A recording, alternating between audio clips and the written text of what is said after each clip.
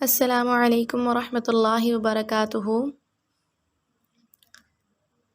اعوذ باللہ من الشیطان الرجیم، بسم اللہ الرحمن الرحیم، والصلاة والسلام علی رسولہ الکریم وعلی آلہ واصحابہ اجمعین برحمتک یا ارحم الراحمین۔ جی معزز سامعین، آج میں آپ کے سامنے کچھ سیرت مبارکہ کے بارے میں ڈسکس کروں گی، اور اس کے بعد انشاءاللہ آپ لوگوں کو سیرت مبارکہ بھی پڑھائی جائے گی، جو کہ ایک ویڈیو کی صورت میں آپ کو یوٹیوب پر ملے گی۔ سبق وائز جس طرح کے لیسن وائز آپ کو انشاءاللہ ملیں گے، لیسن نمبر 1، لیسن نمبر 2، اور آپ اسے سنیے گا، اور انشاءاللہ مجھے امید ہے کہ اس سے بہت سارے لوگ مستفید ہوں گے، اور ہمیں اسے بہت ہی فائدہ مند یہ ہمارے لیے ثابت ہوگی انشاءاللہ۔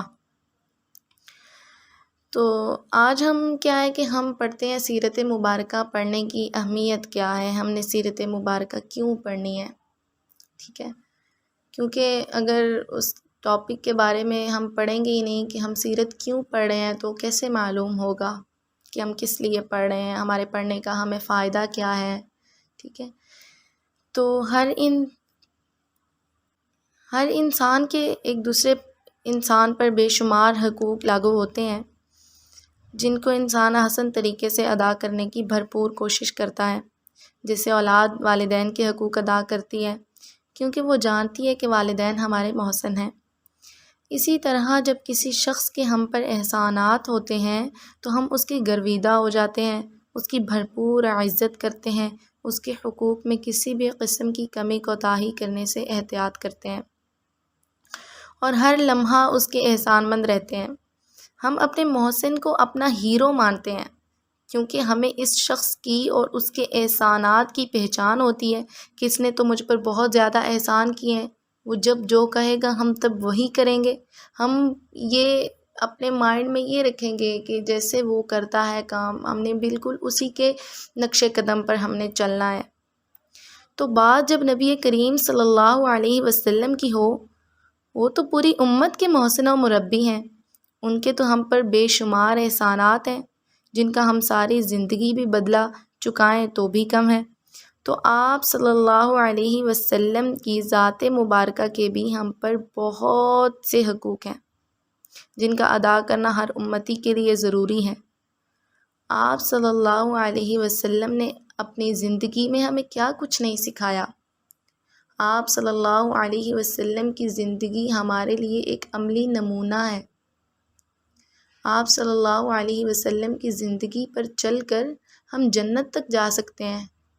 آپ صلی اللہ علیہ وسلم کی بتائے ہوئے اعمال کر کے، بتائے ہوئے معمولات پر چل کر ہم اپنی آخرت سنوار سکتے ہیں، لیکن ہم ایسا کرتے نہیں ہیں۔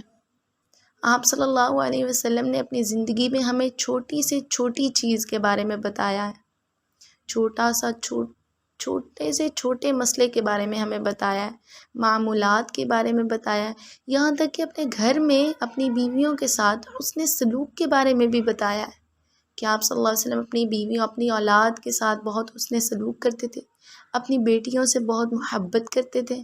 آپ صلی اللہ علیہ وسلم کافروں کی بیٹیوں سے بھی بہت محبت کرتے تھے۔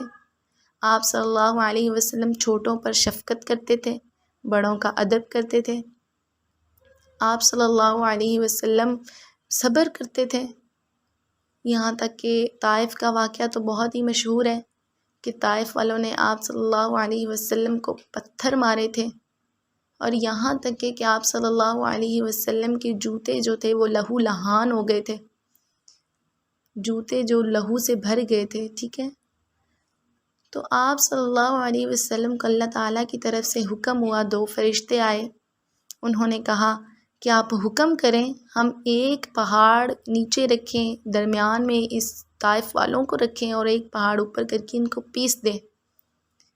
آپ صلی اللہ علیہ وسلم نے فرمایا نہیں، ایسا نہیں کرنا، میں رحمت للعالمین بنا کر بھیجا گیا ہوں۔ آپ صلی اللہ علیہ وسلم اس پوری امت کے لیے رحمت ہیں۔ آپ صلی اللہ علیہ وسلم ہمارے قائد ہیں، ہمارے رہنما ہیں۔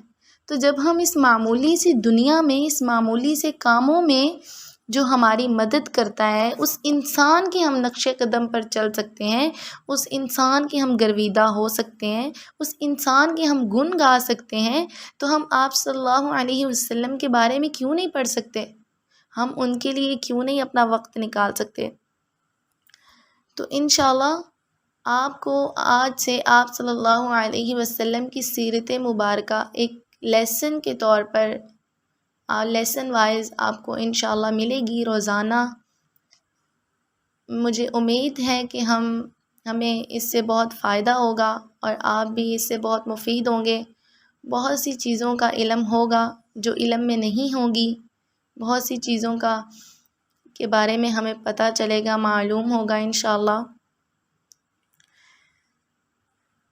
جب ہم اپنے شفیق و محسن نبی کریم صلی اللہ علیہ وسلم کی سیرت کا مطالعہ کریں گے، تب ہی ہمیں آپ صلی اللہ علیہ وسلم کی ذات و صفات کی پہچان ہوگی، ہمارے دل میں آپ صلی اللہ علیہ وسلم کی سچی محبت آئے گی، اور آپ کی عزت و ناموس کے لیے ہمارے جذبات زندہ ہوں گے۔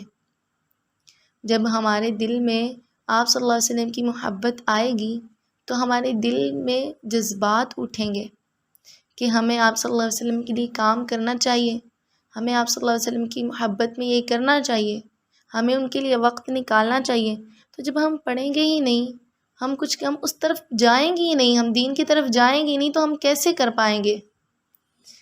تو آج ہی اللہ رب العزت کے سامنے پکا ارادہ کریں کہ ہر حال میں نبی صلی اللہ علیہ وسلم کی ذات مبارکہ کو اولین ترجیح دینی ہے۔ روزانہ کا سبق لازماً سنیں انشاءاللہ۔ اللہ رب العزت ہم سب کو عمل کی نیت سے نبی کریم صلی اللہ علیہ وسلم کی سیرت مبارکہ کا مطالعہ کرنے، سننے اور پڑھنے کے لیے قبول فرمائے، اور آپ اس سیرت کو پڑھنے کے صدقے ہم سیاہ کاروں، خطا کاروں اور گناہ گاروں کے گناہوں کو بخش دے۔